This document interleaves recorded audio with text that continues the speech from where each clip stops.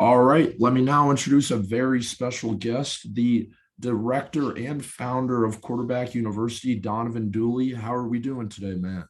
Good yourself? I'm doing great. So I guess we'll just get right into it. What is Quarterback University for the listeners that might not know, and I guess what is your role within the company? So I'm the owner of Quarterback University. Quarterback University was started in 2011. Quarterback University started just as a kind of an ecosystem for quarterbacks, teaching kids the whole quarterback acumen, just understanding the game, leadership, pocket presence, pocket navigation, playing a game with good eyes, coverage, fronts, the whole deal, just everything you can encompass as a quarterback. And I was a kid in Detroit that had some success, but at the end of the day, I had a good coaching coming up, and there wasn't a lot of good coaching around the state and the city, specifically for inner city Detroit. And I saw that growing up, and as I started to play in college and then coaching in college, I wanted to actually give back, and then it turned into just something like a conglomerate of around the state, and now I travel 26 states training quarterbacks, so it's turned out to be something huge. Yeah, that's a super cool story. What is the type of work that you do with quarterbacks exactly? Like, what does a normal, I guess, workout that you have with one of your quarterbacks look like? Well, it depends on the age. So we start kids at 7 years old, which is pretty young. Okay. And we kind of modify those trainings and we go all the way up to the pro level. So it depends on the training, but an average kid, just say a middle school kid would come in, we give them on field training as well as the whole cerebral acumen training. So again, it's not just come on and throw a football around. So we teach from the feet up and also from the neck up as well. And kids fly in, we do field training. Our trainings probably, go for about an hour to 90 minutes. Um, and kids probably come 2 to 3 times a week. We believe in arm care. We talk about ball flight. We talk about a ton of things, but it's hard to get you a recipe, man. We didn't give you everything, but we'll give you a little bit of it. But I think we do some pretty cool stuff. Yeah, for sure. So within the last 10 years, I feel like it's been a lot more popular to have quarterback coaches at a young age. And then like in other sports and basketball, there's shooting coaches and swing coaches and other sports. I feel like a lot of people I push back against that and I think it's over the top sometimes. What would you say to someone, I guess, that has that opinion? I would agree sometimes. You know what I mean? There's so many people that get into a profession because they look at it just for dollars, right? It's just like a restaurant, right? They're like, hey, let's try this new chicken or let's try this new hamburger or try this new pizza. They just come up with it and it's short lived, and then they figure out, hey, it's harder than what it looks, because results speak. Okay, so people's true colors will show at the end of the day if they're doing it for the wrong reasons, and you got to be obsessed, not in love, but you got to be obsessed with development. And I think, when you build a good team of people around you that are doing it for the right reason, I think that's what then people can really feel that and fall in love with what you're doing. So my right hand man is Kyle Short, who does a heck of a job just with the youth and even the older guys. And while I'm traveling around the world, he holds the fort down and just understands, the position and continue. He's a continuous student of the game. So it's just about the right fit, right? But there's a lot of good coaches in the country, that I love to see and doing some good work. And then some other guys just like, hey, I don't know, you know what I mean? But it's all good. Yeah, it's interesting to see kind of, I guess, how sports evolve over time because a lot of this stuff I feel like is good for the athletes, but there's obviously pushback from some older generations, I guess. But um, so obviously it's a very complex question, but in your eyes, if you had to simplify it, what do you think makes a good quarterback? Courage. The first thing you need is courage. Um, a lot of quarterbacks can get out there and deliver the football around. That's kind of a prerequisite to throw the football. You got to be a master ball flight. Got to play the game with good eyes. Throw the football away from leverage, and then also just be able to lead men. Okay, and you got Jimmys and Joes, and then you got Jimmys and Jamals, right? So you in the huddle, and I deal. And the beautiful thing about my job is I deal with some of the richest of the richest and the poorest of the poorest, and we got this melting pot. And I tell a lot of my kids that coming from suburban areas and well-to-do areas, I say, hey, listen.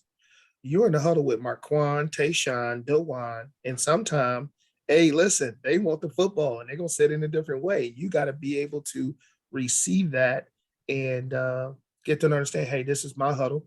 Hey, I got you, and coverage is going to dictate where the football goes. And then sometimes you got the other side, the coin too. The kids are a little more timid and some different things. And I don't want to go the whole stigma route, but that's kind of, it's good to have that blend. And I always talk about quarterback university within it in its entirety, teaching kids that got more things alike than different. Like I said, I did with black, white, green, short, tall, and it's a beautiful thing because it's real life. So it's really been a good journey so far. Yeah.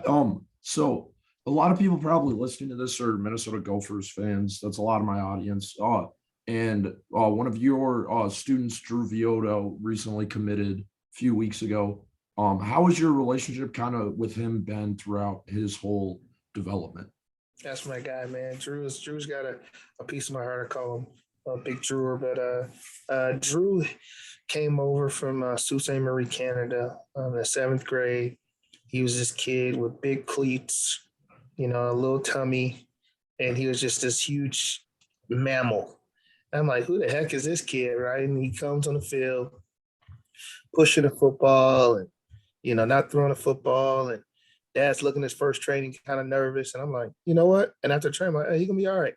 And dad looking at me like, you sure? Like, you sure you're gonna be all right? So fast forward the story, start working with Drew. He was coming over, taking that 4.5 hour drive, working with him 3 days a week, and he was grinding, man. He was grinding, and they finally made the move to the States, and I told him, I said, hey, listen, he's got the height, he's gonna have big hands, he's gonna have the skill set. It's just about if he can process and his DNA. I said, does he have courage and doesn't have rabbit ears? He's like, what do you mean by rabbit ears? Well, shit, if you hear everything, in the pocket, you can't play. You know what I mean? You got to be tough. Okay. And Drew is one tough son of a gun. All right. He is a tough kid. He's going to deliver football. He's going to play the game with good eyes. He's going to lead. He loves the game. He's obsessed with football now. All right. So he's obsessed with the X's and O's, and he's very loyal. Okay. So that's one thing you're getting. So you guys are getting a loyal guy, has a high ceiling. And, he was so excited just about the relationship with Coach Fleck and Coach Shiraka. And he just talked about the environment, and, it's almost like love at first sight. I'm like, he was so giddy about it. But you guys are getting a good one. So we should see how it goes. Yeah. You mentioned the mental part of the quarterback position a few times. How, I guess, hard is that, or what challenges do you face as a coach developing that for a player like Drew or anyone else that takes your that you coach? Well, I don't think it's a challenge. I think it's more so, can the teacher teach it? You know what I mean? And I just talk about like kids in school. I think kids are sponges, and kids play with iPads in this new tech world. And it's either it's not, can they learn? It's truly, can the coach it up? And some kids are visual, some are audio. You just got to teach, differentiate your instruction. And I think that's one of our skill sets that we possess at Quarterback University. But to answer your question, it's very important.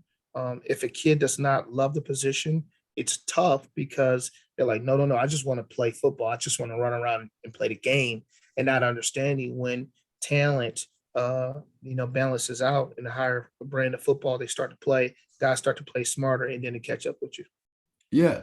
I feel like the quarterback position in football in a whole in the last 10, 15 years, it's kind of been in like a transition. And Patrick Mahomes was obviously a big step in the transition. And a lot of people said that he's kind of almost changed the position as Steph Curry changed the game of basketball. What would your opinion be on that topic? I wouldn't say he changed the position. I think the position has always been played with some. I would say, I like to use the word DNA, some just natural ability, just like backyard football. Yeah. Playing the game. It's only two ways to play the game, and that's on schedule and off schedule. And I think he has ability to play off schedule really well and extend plays and make those wow moments. Sometimes it can be a gift and a curse, but ultimately you got guys like Aaron Rodgers, and then back in the day you had Michael Vick or Steve McNair or So you can go on and on with guys who classifies dual threat quarterbacks. Okay, I don't really like that term, by the way, but that's a different story. That's a lot.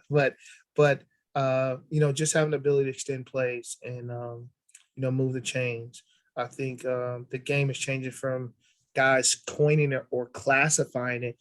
Throwing the ball with different arm angles. Well, shoot, we were doing that when we were 8 years old, 9 years old. We just didn't call it anything. We were just doing it. So kids throwing, you watch, if you right now put some 6-year-olds, some 7-year-olds in the backyard and have a water balloon fight, I guarantee you they're gonna throw the ball with different arm angles, and they don't classify it as anything, off platform throw. They're just doing it. Okay, so that's just, sorry to go on a rant, but that's it. No, it's interesting to hear what you have to say because my opinion, you obviously know more about the position than me, so just interesting to hear your take. Uh, I have to ask you though, why don't you like the dual threat term? I guess. Because, all right, just I'll be brutally honest. Dual threat for so long, um, in my opinion, right, was classified as like basically African American quarterbacks. Like when you say dual threat, that's what it is. You know what I No, mean? that's very fair. Yeah. So for me, it's like, hey, why not just say he's a quarterback? He's a quarterback who can extend the play.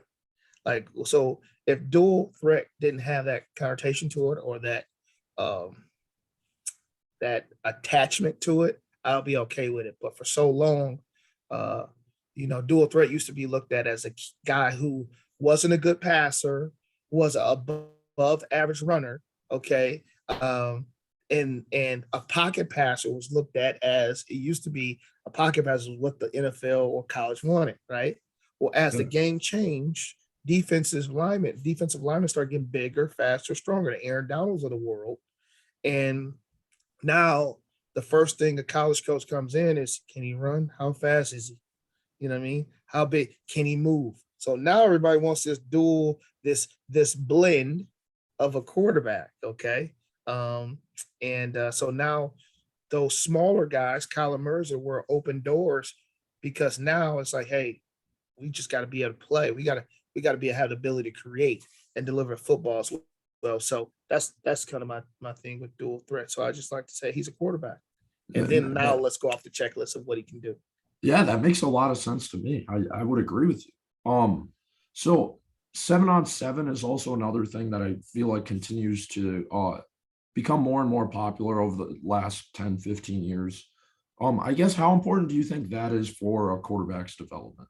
I think it's real important. You hear all these, you read articles or you hear podcasts about how 7-on-7 is bad for kids because they're hitching all the way to the line of scrimmage or doing some things that's not really traditional or not realistic or, different gimmicks, and they have 4 seconds to throw a football and it's not real.